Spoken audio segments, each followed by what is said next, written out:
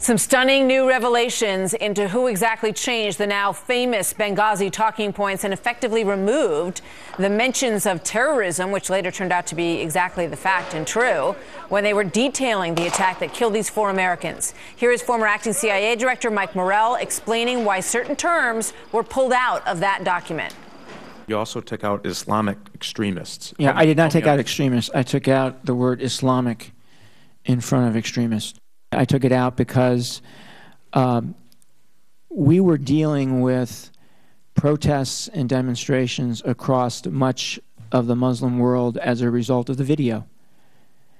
And the last thing I wanted to do was to do anything to further inflame those passions. How does mentioning Al-Qaeda disclose classified sources? So what I was told, Chairman, was that the only way we knew that was from classified sources.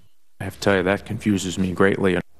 Fascinating, right? I'm joined now by South Carolina Republican Lindsey Graham, and he's been deeply involved in this Benghazi investigation since the beginning. He is on the Senate Armed Services Committee. Senator Graham, good to have you here today. Thank Welcome. You know, so that was one of the most interesting parts of yesterday's testimony, that Al-Qaeda was removed because apparently it was classified. And also the reference to Islamic was also removed. It seems to me, when you know what happened on the ground there, which we know so much more about now, those were essential in terms of the intelligence that had been gathered before those notes were written. Right. Well, here's the point we're trying to make, that the original talking points got it right.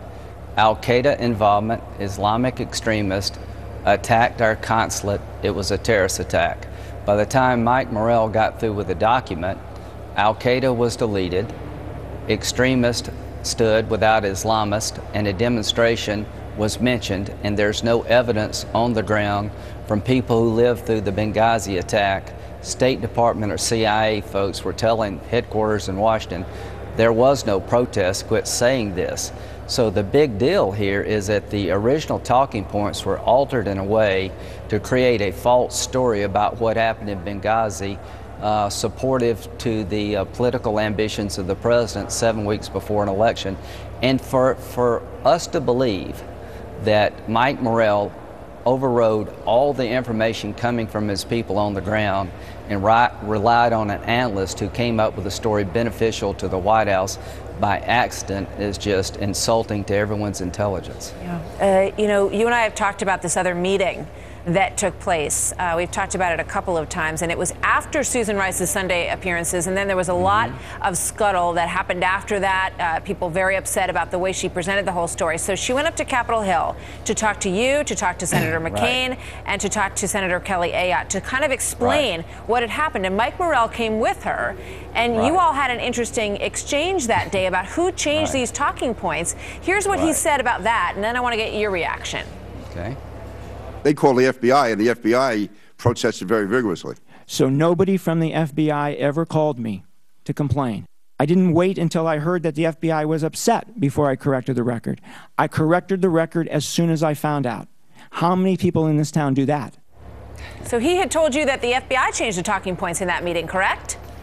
Number one, Susan Rice asked to meet with the 3 of us. She invited Morrell. We didn't invite Morrell. And his job there was to convince us that Susan Rice's story on 16 September was the best evidence available. No evidence of an Al-Qaeda attack, a protest caused by a hateful video. We now know that was not the best evidence available, that was a manufactured story. I asked him point blank, do you know who changed the talking points? This is in November 2012. He answers that he believed the FBI took out all references to Al-Qaeda. He got us onto the Al-Qaeda deletion, and he told us the FBI deleted the references to Al-Qaeda because they did not want to compromise the ongoing investigation. We found that to be very strange.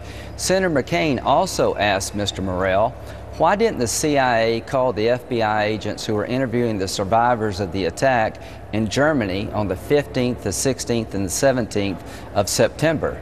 He told Senator McCain the CIA tried to call the FBI. They would not give the information because it was an ongoing criminal investigation.